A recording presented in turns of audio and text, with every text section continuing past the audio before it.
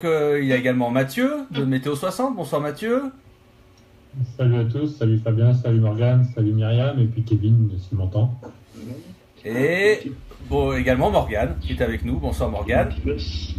Bonsoir Fabien, bonsoir Mathieu, bonsoir Myriam et on verra si Kevin... De l'ouest lyonnais, on est à 20 km à l'ouest de Lyon et depuis on va dire une vingtaine de minutes, un orage est en approche avec une activité intranuageuse assez importante, des structures intéressantes, un orage qui fait vraiment penser à une supercellule avec aussi des radars qui montrent des précipitations qui se renforcent, certainement un potentiel de grêle également assez présent.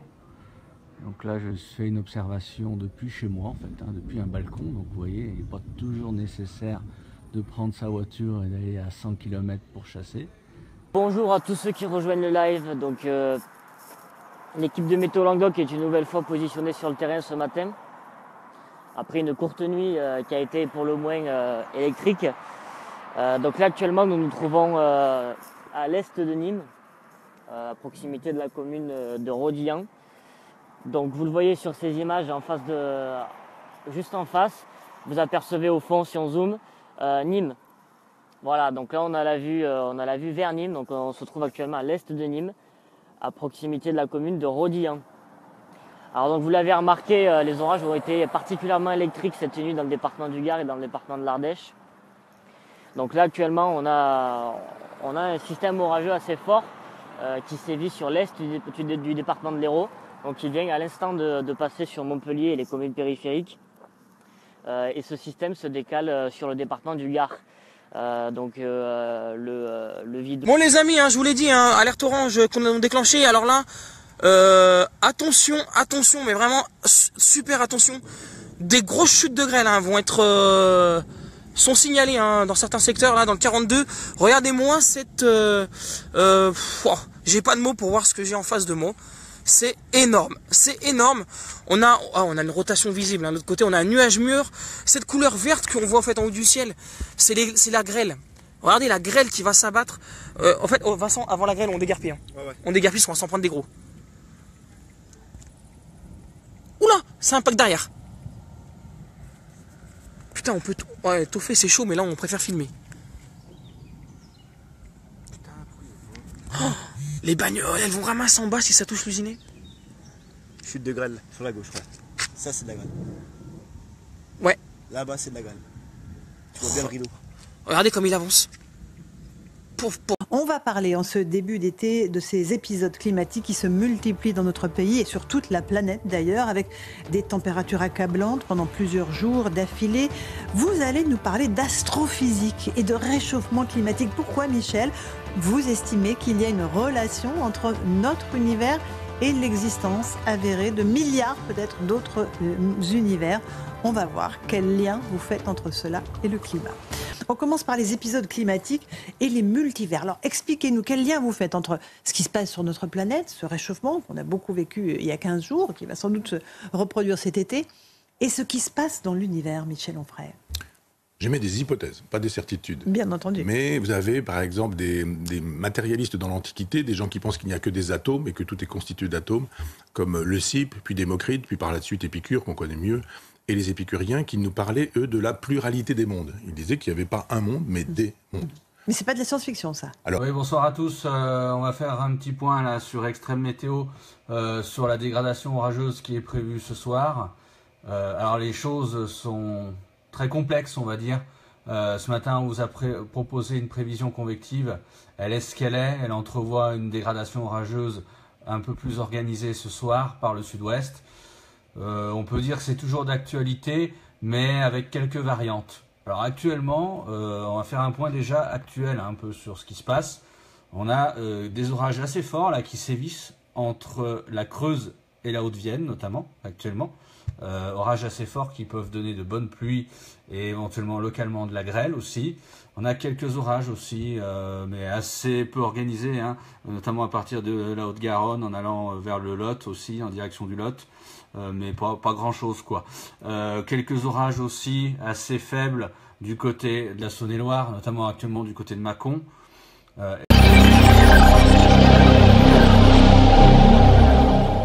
Allez, de retour en direct sur Radio Climat dans notre émission quotidienne de ce mardi 22 juillet 2025. Vous venez d'entendre une très belle chronique qui est revenue sur l'année 1540 où en Europe on avait connu la pire canicule de l'histoire, de l'histoire avec un grand H.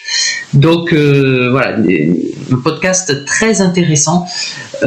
Autre article que je vais vous lire tout de suite et qui est majeur, je pense, puisque c'est une découverte qui va révolutionner beaucoup de choses. C'est grâce à Karine Durand, qui est spécialiste météo extrême et environnement, qui a publié hier sur le site Futura Science, c'est-à-dire cette bombe. Alors, je doute qu'elle soit diffusée dans les grands médias, malheureusement, puisque ça contrarie un peu tout ce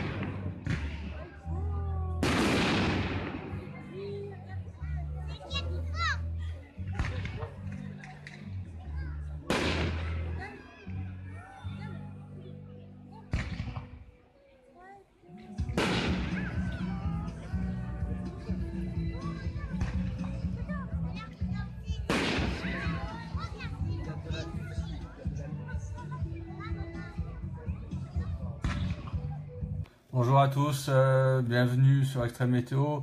Comme prévu, la dégradation orageuse est en train de prendre corps, comme l'envisageaient, je dirais, les modèles. Vous voyez donc des orages qui sont en train déjà de se développer, une cellule orageuse assez importante qui est en train de se fixer, notamment entre le secteur de Rennes en remontant jusqu'à à peu près Saint-Malo et un peu plus au nord. Vous voyez donc à travers le site Lightning Map, une activité quand même électrique de plus en plus importante.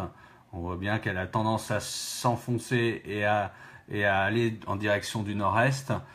Donc les pluies sont relativement modérées, a priori, sous cette cellule orageuse. À voir, je dirais, notamment, alors attendez, je vais sur le site d'InfoClimat, à voir notamment c'est de l'improvisation directe. Vous allez voir, on va voir au niveau des éco-précipitations.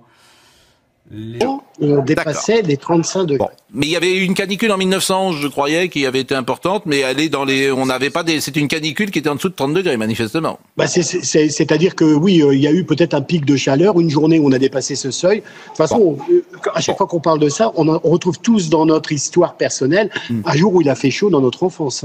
Bon, deuxième chose, cette fois entre 1950 et 2000, nombre de jours à Paris au-dessus de 30 degrés. On était donc à 5 à 7 jours entre 1900 et 1950. Entre 1950 et 2000, combien de jours au-dessus de 30 degrés? Là, on dépasse les 7 à 8 jours par an où on est supérieur à 30 degrés. Pendant cette période, jusqu'aux années 2000. On a eu dans cette année 76, ça en fait partie.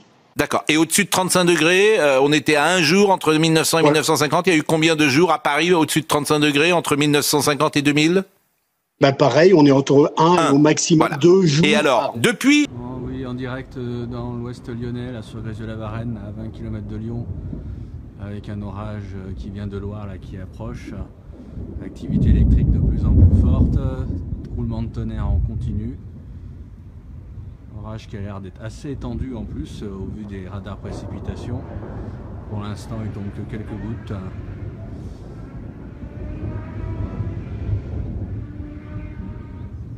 Tonnerre incessant actuellement.